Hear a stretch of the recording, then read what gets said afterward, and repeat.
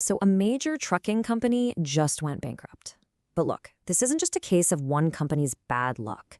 It's actually a huge sign of these massive economic forces that are shaking up the entire freight industry, and believe it or not, it affects all of us. You know, there's this quiet crisis happening on our highways. It seems like fewer and fewer trucks are on the road. And the reason why is something that economists have started calling The Great Freight Recession. Just think of it as this triple whammy that's been building up since 2022. First, shipping demand is way down. Second, the rates that companies get paid are lower. And third, the costs for the truckers themselves, they're just going through the roof. Okay, so to really wrap our heads around this, we've got to understand how all these different things combined to create what is basically a perfect economic storm for the whole freight industry. So here it is, the heart of the matter, this triple squeeze. I mean, imagine you're running a trucking business for a second. First, your phone just stops ringing as much. That's the plummeting demand.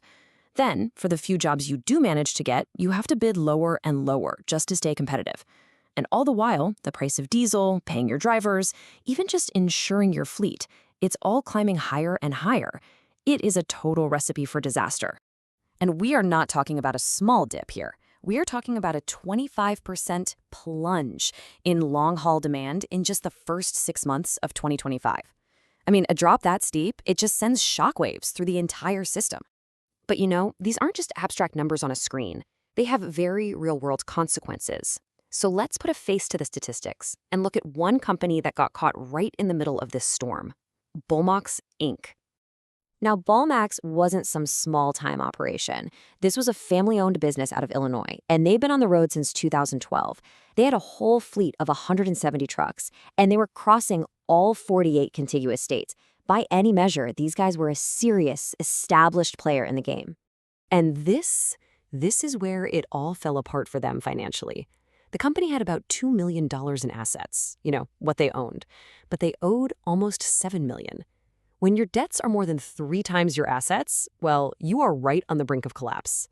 And just take a look at who they owed. Over $642,000 to Daimler Truck Financial, another $418,000 to Huntington Bank, and more than $300,000 to Novitas Credit. These are absolutely huge sums of money, and they're most likely tied to financing their actual fleet of trucks and all their equipment.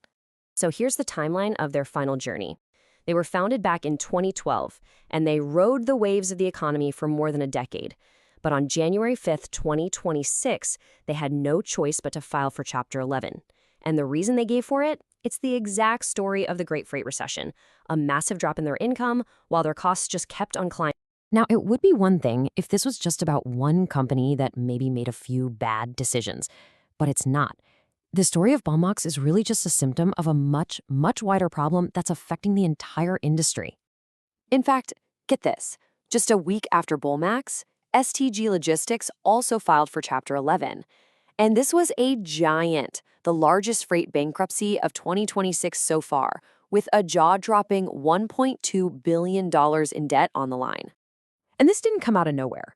If you look at the data from 2025, you can see this steady drumbeat of failures.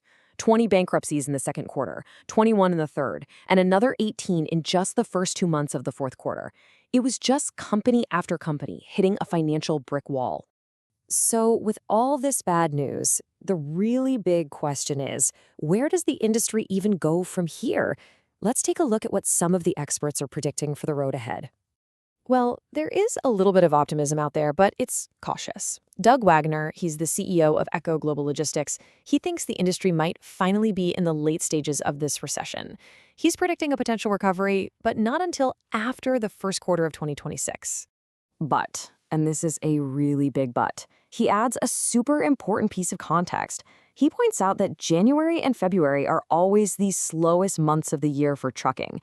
So even if things look like they're at rock bottom, it might just be the usual seasonal lull before any kind of real recovery can even begin to take hold. So that really leaves us with the big question. What comes next? Will the freight industry manage to get back in the fast lane after surviving this whole mess? Or is all the pain we're seeing right now a sign that there is still a very long and very bumpy road ahead?